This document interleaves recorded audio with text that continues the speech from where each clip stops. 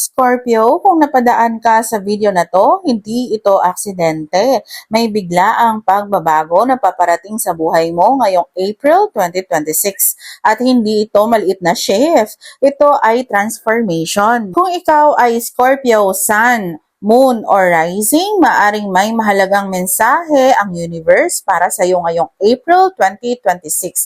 At habang nagsashuffle ako ng tarot cards, ang unang lumabas na energy ay Queen of Swords at the Full Reverse. Ibig sabihin, Scorpio, nasa phase ka ngayon ng pagiging mas matalino, mas maingat at mas observant sa mga tao at sitwasyon sa paligid mo. Hindi ka na basta nagtitiwala agad at mukhang may dahilan kung bakit.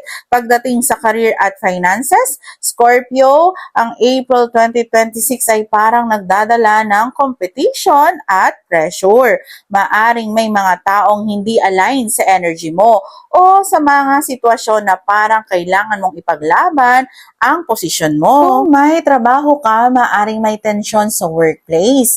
Kung may business ka naman, maaring may competition o challenges. Pero ang mensahe sa universe ay ito.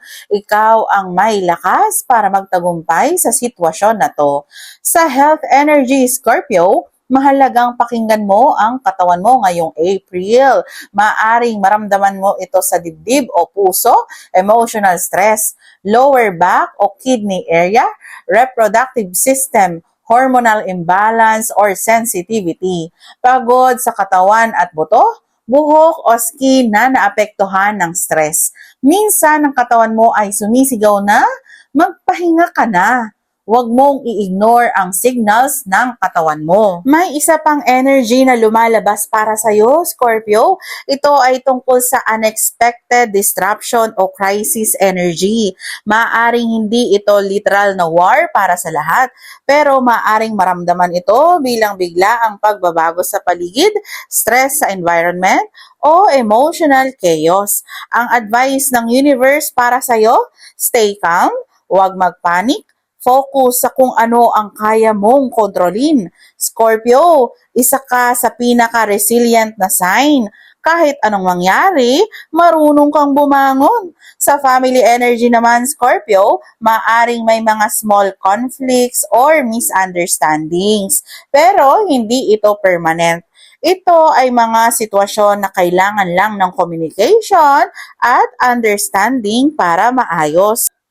Kung ikaw ay may partner, Scorpio, ang energy ng April ay nagpapakita ng emotional depth at passion.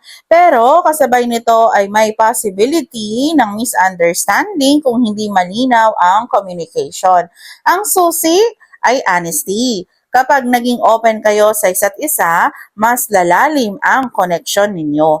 Kung ikaw naman ay single Scorpio, may strong energy ng romantic connection na paparating. Maaring ito ay isang taong emotionally mature at may malalim na connection sa'yo. At minsan, ang ganitong connection ay dumarating sa pinaka-unexpected na paraan. Sa kabuuan, Scorpio, ang April 2026 ay buwan ng transformation, challenges, emotional growth at unexpected opportunities. Maaring may mga bagay na gugulo sa simula, pero sa huli, dadalhin ka nito sa tamang direksyon. At ang angel number na lumabas para sa iyo, 0505. Ito ay number ng unexpected shift, divine intervention at pleasant surprises. Ang mensahe ng angels, may isang pangyayari na maaaring gumulo sa buhay mo, pero huwag kang matakot dahil ang pagbabago na ito ay magdadala para sa iyo sa tamang lugar. Maaring ito ay isang bagong relationship, sa dream job mo o kahit sa anong lugar o bansa. Scorpio, magtiwala ka sa gut feeling mo dahil alam mo na kung ano ang tama.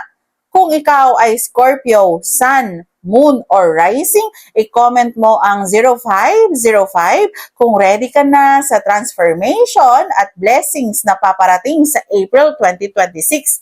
At huwag kalimutang i-follow at i-DM ako for private readings.